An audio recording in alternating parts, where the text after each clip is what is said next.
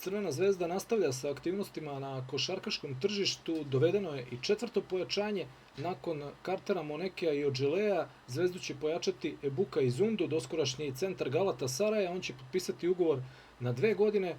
Ovim potpisom vidi se i očigledna je strategija sportskog sektora Crvene zvezde, a to je pre svega da se ojača atletski potencijal ekipe, što je bio jedan od problema u protekloj sezoni. Gledajući ova dosadašnja pojačanja, Crvena zvezda će u narednoj sezoni zasigurno imati atletski veoma moćan tim. Pre nego što nastavimo, samo jedan apel i podsjetnik za sve vas da ostavite like i na taj način podržite ovaj video i rad kanala. Ajde da probamo da skupimo barem 300 lajkova, bit ćemo zaista veoma zahvalni na tome. Uz to, ukoliko ste prvi put na kanalu, ukoliko ste ljubitelj sporta, možete i da zapratite kanal. Dakle, idemo narode najpre like i subscribe, pa prelazimo na video. Za početak evo nekoliko osnovnih podataka za Izundu, a on je rođen 1996. godine u Nigeriji. Ima dakle 29 godina, visok je 208 cm i težak 105 kg, igra na poziciji centra. Studirao je na Univerzitetu Miami na Floridi, gde u zadnjoj sezoni beležio skoro 11 poena, 8 skokova i 1,2 blokade po utakmici. Izašao je 2019. na draft, međutim nije draftovan, odlučio se na odlazak u Evropu, gde je proveo jednu sezonu u Betisu, zatim u Francuskoj jednu sezonu u Strasburu, nakon čega sledi selidba u ABA ligu, gde je proveo 3 sezone u ekipi FNP-a.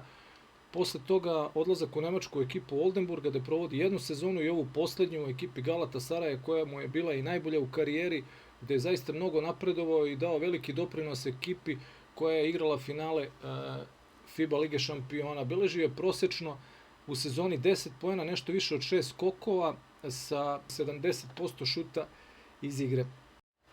Što se tiče Ebuke Izundua, rekoh u uvodu, nakon najbolje sezone u svojoj karijeri dolazi i nagrada, potpis za Crvenu zvezdu i mogućnost da se pre svega oproba na najvišem mogućem nivou u Euroligi. Mislim da je spreman za tako nešto, ima sve potrebne karakteristike da bi se na najvišem mogućem nivou pokazao u dobrom svetlu. Što se tiče Zvezde, ovo je opcija low risk, high reward, definitivno igrač koji dolazi onako da kažemo ispod radara, bez neke velike pompe i hajpa, a može biti jedno veoma prijatno iznenađenje, može biti možda i najprijatnije iznenađenje od svih pojačanja Crvene zvezde i ovih što su došle i ove koja se najavljuju, jer on je možda i najmanje zvučno pojačanje, a može da donese zaista mnogo, ima brojne kvalitete. Doduše, jedino, eto kažem, vidjet ćemo kako će te kvalitete da pokaže na euroligaškom nivou, to je jedini upitnik, a kvaliteti su pre svega fizička snaga i eksplozivnost, zaista sjajne atletske predispozicije za poziciju koju pokriva. Nešto što mali broj igrača na njegovoj poziciji ima, to je izuzetno dobar rad nogu, jako brze noge, što mu daje mnoge prednosti u napadu i odbrani, pritom izuzetno skočan. Njegov onako trademark je igra u pick and rollu, jako brzo otvaranje, pored toga treba reći da jako dobro postavlja blokove i to je vrlo važno za tu pick and roll igru i generalno za igru ekipe u napadu. Jako dobro postavlja blokove, veliko je telo, ali i zna da postavi blok kako treba, iz tog bloka se jako dobro otvara u pick and rollu. Ako je iole kvalitetan playmaker, može da mnogo profitira i taj back ili play, a ujedno i sam Izundu. Pored toga, dakle, iz pick and rolla jako brzo se otvara, onda to daje mnoge mogućnosti beku da baci alley-oop ili da mu doda loptu onako u ruke direktno, on to završava bez problema na košu, uglavnom zakucavanjima, jer je, kažem, izuzetno snažan i eksplozivan, ali može i nekim polohorogom šutem o tablu, izuzetno mekana leva ruka i to treba reći, to je još jedan dodatni njegov kvalitet koji je dodatno i poboljšao tokom ovih nekih prethodnih sezona, a naročito u ovoj prošloj, jako mekana ta leva ruka kojom iz tih pozicija kada je blizu košu jako lepo rešava preko bilo koga.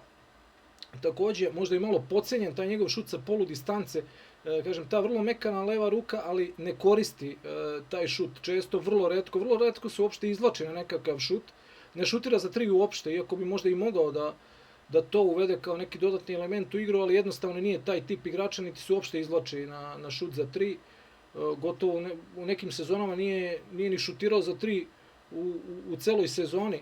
Ja mislim prošle sezone takođe takav slučaj, tako da s te strane nije pretnjao šutu za 3, ali sa polu distance i tekako da, međutim njegova sama igra i kretanja u igri nisu takva da on ostaje negde s polja daleko od koša, bilo da je u pitanju odbrana ili napad, uglavnom je uvek blizu koša, uvek ide na skok, uvek ide na blokadu ako je u pitanju odbrana, tako da igrač je koji voli da igra blizu koša.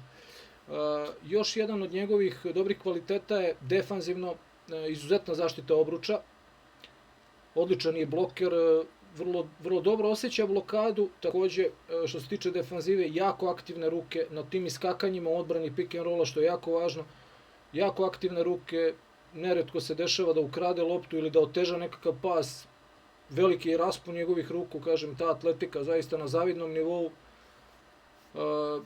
Što se tiče skoka, izuzetan je skakač na obe strane parketa, vrlo aktivan i na defanzivnom i na ofanzivnom skoku, opet te atletske predispozicije mu daju prednost u odnosu na većinu košarkaša, a kažem, pre svega ta brzina, eksplozivnost i taj jako dobar rad nogu, što je za njegovu poziciju onako prava retkost.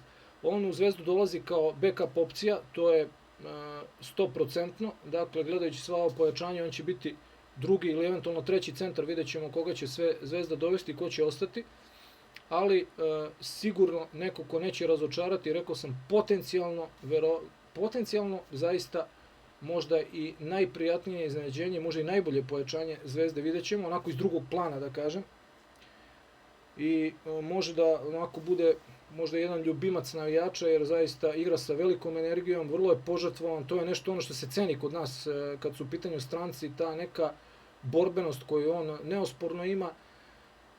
Nešto što nije neki njegov forte, što bi rekli, je igra na niskom postu. Iako može da igra može da onako igra leđima okrenut košu pre svega, kažem, ima vrlo mekanu ruku, iako i to ne koristi dovoljno, i rekao bih da tu postoji prostor da se to nadogradi i da se to možda malo više upotrebi.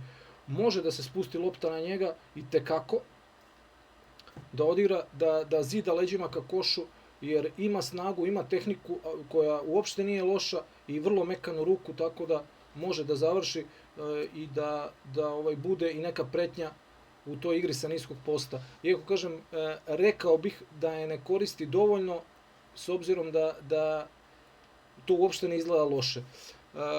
Nešto što možda fali u igri, recimo iz pick and rolla, ako se otvori kratko, ako to bude neko short roll otvaranje i dodavanje na njega, ta neka sekundarna kreacija iz tog kratkog otvaranja, tu nije baš nešto, da kažemo, kreativan i dobar.